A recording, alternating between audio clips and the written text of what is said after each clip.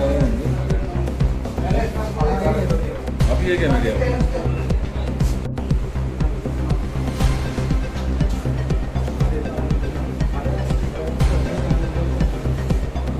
इसमें को डालना अपना ऐसे करना है।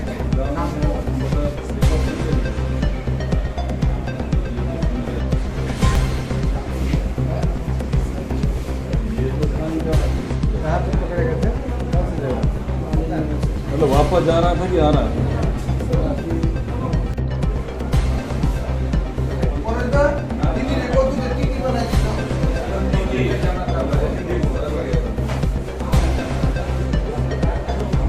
आज हमारा एक इन्फॉर्मेशन आया था, ऐसे बचाईबारी में बांग्लादेशी कुछ डिटेक्ट हुए हैं करके।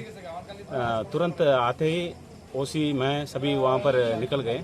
तो जाते जाते ही वहाँ पर कुछ उनको ऊपर कुछ हमला करने के लिए ट्राई किए थे। फिर भी हम कितना बचा सकते हो, चार थे, उसमें 2 इंडियन है, 2 बांग्लादेशी है। चारों को हम बचा के लेके आ गए। उसमें एक को थोड़ा इंजर हो गया, वो भी हमारा कोवाई डिस्ट्रिक्ट हॉस्पिटल में।